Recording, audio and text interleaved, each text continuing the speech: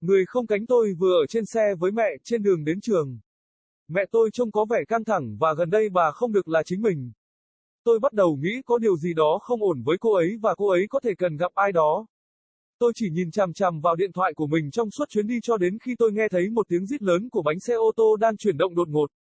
Quá nhanh khi rẽ, khi tôi giật mình để mở mắt tôi nhìn lên và thấy một cái cây đang hướng về phía chúng tôi. Và cứ thế tôi hoảng sợ và chỉ chờ mọi chuyện qua đi. Động tác này khiến tôi phát ốm và tôi không thể không nhắm mắt lại. Sau 1 hoặc 2 phút tôi mở chúng trở lại và chiếc xe dường như bị lộn ngược. Tôi nhìn để xem mẹ tôi đang ở đâu và tôi thấy mẹ đang bóc dây an toàn. Đã chết, tôi bắt đầu nghe thấy tiếng xe cứu thương khi tiếng còi cảnh sát ngày càng đến gần. Tôi gần như rơi một giọt nước mắt khi đột nhiên tấm gương phía trước đập vào mắt tôi. Tôi trông nhợt nhạt hơn bình thường và mắt tôi dường như đổi màu. Tôi cảm thấy ai đó nắm lấy cánh tay và hất tôi ra khỏi xe.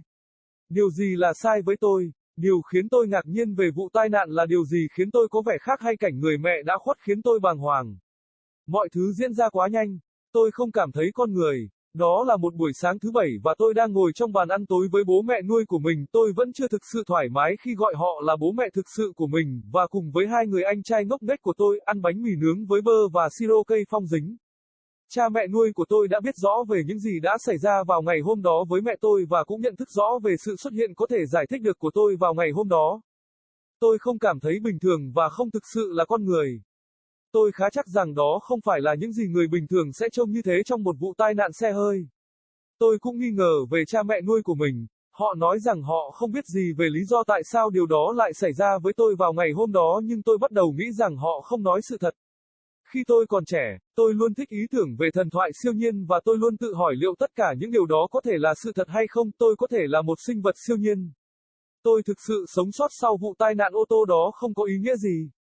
Tôi không có một vết xước trên người, ngoài ra, mẹ tôi có 1000 vết xước và vết bầm tím và vết cắt. Tất cả đều thực sự điên rồ và tôi không thực sự nghĩ mình là con người nữa. Ý tôi là, ngay cả nhà khoa học giỏi nhất thế giới cũng không giải thích được việc mắt tôi chuyển sang màu hơi vàng và da tôi trắng hơn bao giờ hết và người ta vẫn gọi tôi là người. Tôi ngồi đó, thẫn thờ nhìn đôi chân của mình và chìm trong suy nghĩ về cảnh tượng mất trí đó với mẹ. Cha mẹ nuôi của tôi có giữ bí mật với tôi không? Bước qua hành lang của trường trung học, tôi vẫn không thể rời mắt khỏi sự thật rằng tôi đã thực sự sống sót sau vụ tai nạn ô tô đó 1 năm trước chứ không phải mẹ tôi. Khi đến lớp chủ nhiệm tôi ngồi vào chỗ bình thường được chỉ định như mọi ngày. Sau vài giờ, mọi người dừng lại để nghe thông báo ngẫu nhiên. Azil Cohen vui lòng đến văn phòng hiệu trưởng ngay lập tức. Cảm ơn bạn, tôi không biết tại sao họ lại cần tôi đến văn phòng vì tôi biết tôi không làm gì sai. Nhưng có lẽ đây là chuyện của bố mẹ nuôi của tôi như mọi khi. Tôi đứng dậy đi về phía cửa lớp, đi qua bàn của các học sinh khác và bước vào hành lang. Khi tôi đến đó, tôi thấy hai người trông rất lạ, một cô gái và một người đàn ông. Tôi dừng lại bên cửa và sự bối rối bắt đầu sôi sục trong tôi. Tôi trở nên rất lo lắng. Họ là ai? Tôi hỏi hiệu trưởng. Họ trông thực sự kỳ lạ, như thể họ đến từ một nơi xa xôi trên một hòn đảo hay một cái gì đó. Cô gái có mái tóc đỏ tự nhiên với những sợi tóc giả màu hồng xinh xắn buông thõng từ đuôi tóc xuống, mặc chiếc quần jean xanh với áo crop top màu hồng phấn và áo khoác jean đen. Người đàn ông trông rất bình thường nhưng anh ta có một nét mặt buồn cười kỳ lạ. Anh ấy trông như thể anh ấy ngoài 30 trong khi cô gái trông giống như cô ấy 16. Tôi là hiệu trưởng học viện Fukuoka, một trường siêu nhiên xa xôi dành cho những sinh vật như bạn. Người đàn ông bình thường giải thích, và tôi, không giống ai khác, lấy tên là Hope, một học sinh tại học viện Fukuoka. Tôi đến chỉ trong trường hợp bạn cần một người bạn, cô ấy cười tâu tuét. Chờ đã, tôi không hiểu, tôi không phải là siêu nhiên. Tại sao các bạn lại ở đây? Tôi thốt lên, ồ, nhưng bạn là siêu nhiên. Bạn chưa biết nhưng bạn là một thần tiên. Hiệu trưởng nói, thật điên rồ, tại sao tôi lại là một nàng tiên? Bạn có bằng chứng nào trước khi đến trường tôi và nói với tôi những điều điên rồ như thế này không? Thần tiên thậm chí không có thật. Tôi biết mọi thứ về thần thoại siêu nhiên và các nàng tiên là có thật. Tôi chỉ chưa bao giờ nghĩ rằng mình sẽ trở thành một nàng tiên. Tôi nghĩ tốt nhất nên chơi trò câm để bố mẹ nuôi không dính líu đến. Bạn chưa biết điều này, nhưng có vẻ như sức mạnh của bạn đã bảo vệ bạn khi bạn bị tai nạn xe hơi với mẹ mình. Bạn đã sợ hãi đến nỗi bạn đã mở mang đầu óc của mình nhiều hơn về những năng lực chưa được khám phá mà bạn thậm chí không biết là mình có, hiệu trưởng giải thích. Aika. The no-winged one. I was just in the car with my mom, on my way to school. My mom looked stressed out and she hasn't been herself lately. I was starting to think something might be wrong with her and she might need to see someone. I was just staring at my phone the whole ride until I heard a loud screech of the car wheel in sudden motion, too fast of a turn. When I blinked in shock to open my eyes, I looked up to see a tree heading right toward us. And just like that, I panicked and just waited for it to all go away. The motion made me sick and I couldn't help just to keep my eyes closed. After a minute or two I opened them back and the car seemed to be upside down. I looked to see where my mom was and I saw her hooked in her seat belt, dead. I started to hear the ambulance as the police sirens came closer and closer. I almost dropped a tear from my eye when suddenly, the front mirror caught my eye. I looked more pale than usual and my eyes seemed to change color. I felt someone grab my arm and scoop me out of the car. What was wrong with me? What came to my surprise of the accident is what made me seem different, or did the sight of my dead mother hold me in shock? Everything happened way too quickly. I didn't feel human. It was a Saturday morning and I was sitting at the dinner table with my foster parents, that I wasn't really comfortable calling them my actual parents yet, and with my two jerky older brothers, eating toast with butter and sticky maple syrup.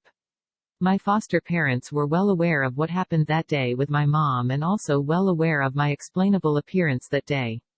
I didn't feel normal and not really human. I'm pretty sure that's not what normal people will look like during a car accident.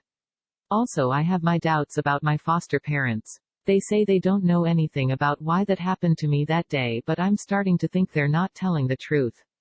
When I was young, I always liked the idea of supernatural mythology and I always wondered if all of that might be true, I might be a supernatural being. It didn't make sense for me to actually survive that car accident. I didn't have a scratch on my body other than that, my mom had 1,000 scratches and bruises and cuts. It was all really crazy and I don't really think I'm human anymore. I mean, not even the world's best scientist can explain how my eyes turned to a yellowish color and how my skin was whiter than ever, and still call me human. I sat there, staring down at my legs and lost in my thoughts, thinking about that insane scene with my mom. Are my foster parents keeping a secret from me? Walking through the hallways of my high school, I still couldn't take my mind off of the fact that I actually survived that car accident a year ago, and not my mom. As I got to my homeroom class, I sat at my normal assigned seat as I did every day. After a couple of hours everyone stopped to listen to the random announcement, Aziel Cohen, please come to the principal's office immediately. Thank you. I didn't know why they needed me to come to the office because I know I didn't do anything wrong, but this was probably about my foster parents as always. I got up to head towards the classroom door, walking past other students' desks and entering the hallway. When I got there I saw two strange-looking people, one girl and one a man. I stopped by the door and confusion started to boil inside of me. I became very nervous. Who are they? I asked the principal. They looked really weird, like they came from a type of faraway place on an island or something. The girl had natural red hair with fake, pretty pink hair strands hanging from the ends. And wore blue jeans with a rose-colored crop top and a black jean jacket. The man looked very casual but he had a weird smolder facial expression. He looked like he was in his 30s while the girl looked like she was 16. I'm the headmaster of Fuka Academy, a faraway supernatural school for beings like you. The casual man explained. And I, like no other, go by the name of Hope, a student at Fuka Academy. I came along just in case you needed a friend, she grinned. Wait, I don't get it. I'm not supernatural. Why are you guys here? I exclaimed. Oh, but you are supernatural. You don't know it yet, but you are a fairy, said the headmaster. That's crazy. Why would I be a fairy? Do you have any proof before you come over to my school and tell me crazy things like this? Fairies aren't even real. I know everything about supernatural mythology and that fairies were real. I just never thought I would end up being a fairy. I thought it was best to play dumb so my foster parents wouldn't get involved. You don't know this yet, but it seems like your power protected you when you were in that car crash with your mother. You were so frightened that you opened your mind more into your undiscovered powers that you didn't even know you had, the headmaster explained.